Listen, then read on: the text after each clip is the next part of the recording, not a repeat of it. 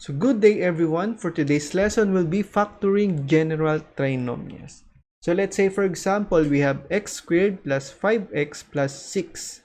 So here, ano ba ang factors ng x squared?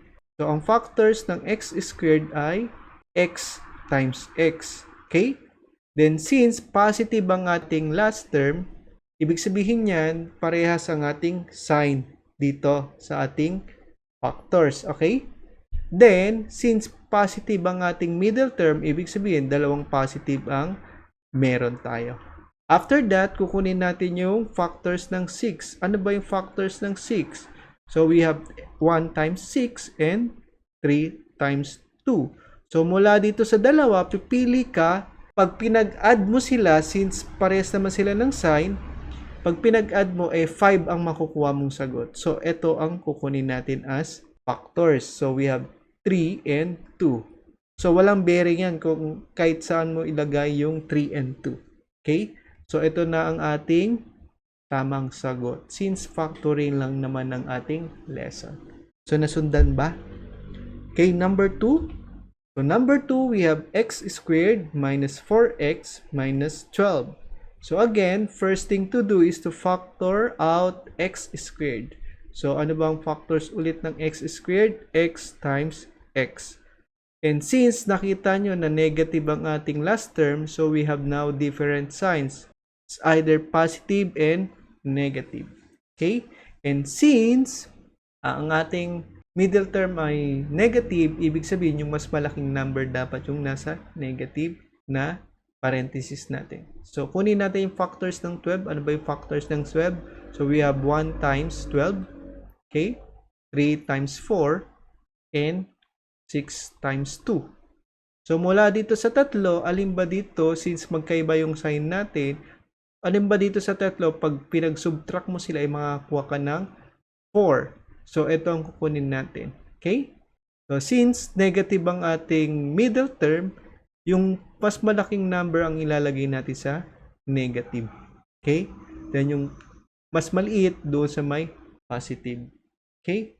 So, ito na ang factor ng x squared minus 4x minus 12.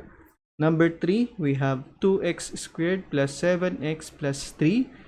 So, ang technique dyan is to, yung numerical coefficient na 2, imumultiply natin dun sa may constant term natin. So, we have 2 times 3. So, let's copy first x squared plus 7x. So, yung numerical coefficient ng quadratic term natin, multiply natin doon sa constant term. So, we have 2 times 3 is positive 6. Then, after that, let's get the factors of x squared. So, we have x times x. Okay? So, since positive ang dulo and positive yung middle term, therefore, we have dalawang positive. Then, factors na natin yung 6. So, 1 times 6 and 3 times 2.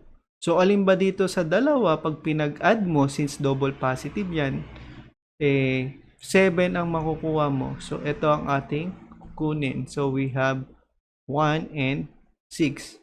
Then, naalala nyo yung first step na ginawa natin is to multiply na 2. Ngayon naman, mula dito, mag-divide tayo ng 2.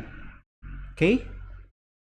Then, ito, multiply natin yung 2 dun sa x. Therefore, we have 2x plus 1. Tapos dito, since divisible naman yung ating 6 by 2, so 6 divided by 2 ay 3. So, we have x plus 3. So, ito na ang factors ng 2x squared plus 7x plus 3. O, diba? Mas madali. Next, number 4, we have 2x squared minus x minus 15. So, same process tayo. Yung numerical coefficient na 2, mumultiply natin doon sa ating constant term na negative 15. So, we have x squared minus x. So, 2 times negative 15 is negative 30. Okay? Then, let's factor out the first term. So, we have x times x. Since meron tayong negative sign sa dulo, we have different signs. Okay, since middle term natin ay negative, so dapat yung mas malaking number ay nasa negative sign. So, ano bang factors ng 30? So we have 1 times 30, 3 times 10, ano pa? 5 times 6.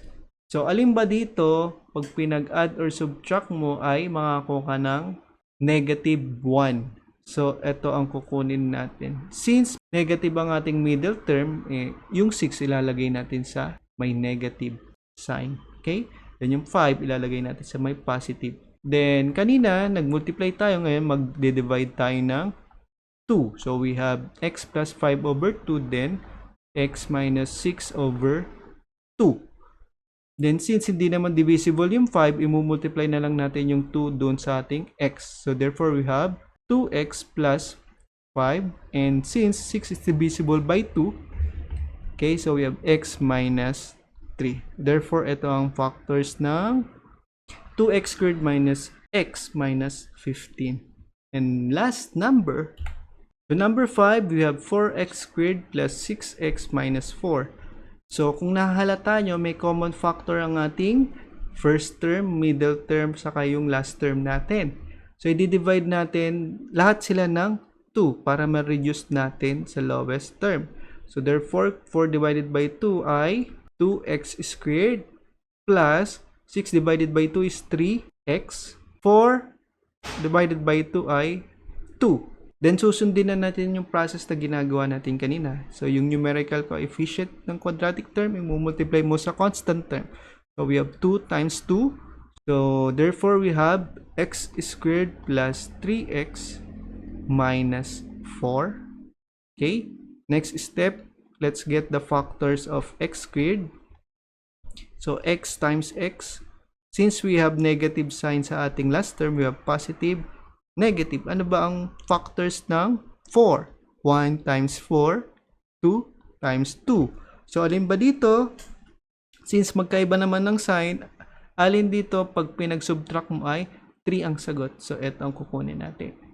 Okay, since positive ang ating middle term, lalagay natin mas malaking number doon sa may positive natin. Yung 1 is dito sa negative.